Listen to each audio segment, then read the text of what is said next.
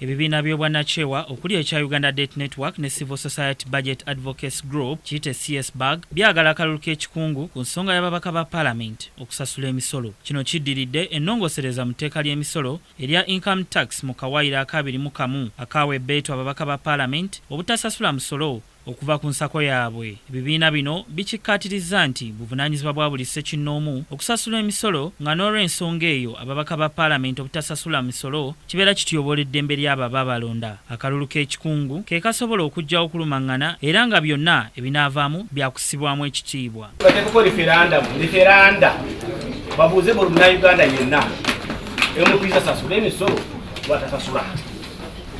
Abanayuganda bwe basala ne bagamba mwe muli b'amagezi muli b'amaanyi n'olwekyo temusasula kijja kubeera bwe kityo. Empala ziva ku kawaayiro akabiri mu kamu mu nnongosereza eri mu tteeka ly'okuwa omusolo liyite Income Tax Amendment Bill 2016 nga lyejjeereza ababaka ba Parliament obutawa musolo ku nsako zaabwe. Bano bagamba nti wadde Pulezidenti yagaana okussa omukono ku nnongosereza eno omulundi ogwasooka mu mwezi ogwokutaano mu mwaka guno, Parliament yalemerako n'egaana okukyusa mu kawaayiro akaalimu embiranye etteeka lino ne liddizibwayo wa Pulezidenti. Ab'ebibiina bino eby'obwannacewa basaba Pulezidenti aleme kwekiriranya addemu agobe etteeka lino nga ku mulundi ogwasooka. Bano batiisizza singa Pulezidenti alemerako baakugenda mu kkooti. Ffe kye tulinda era ky'obola bakusaaka ffe tugamba nti mufu ky'okubeera mu nkukutu batuyambe etteeka babasazeewo bo okutulyaza amanya baliyise baliteeke mu gazeeti.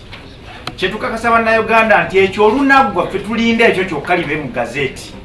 Twamala okutegeka abakugu abawerera ddala bakakensa b'amateeka okubaga kwaffe kwaggwa dda tulinda kimu baliyise era mu nnaku ntono nnyo nga bakaliisa ojja tulaba bulungi nnyo nga tuli mu mbuga z'amateeka etteeka eryo tuli wakanya. Ssenyonga Beka Mulinde, KTV Amalindirire.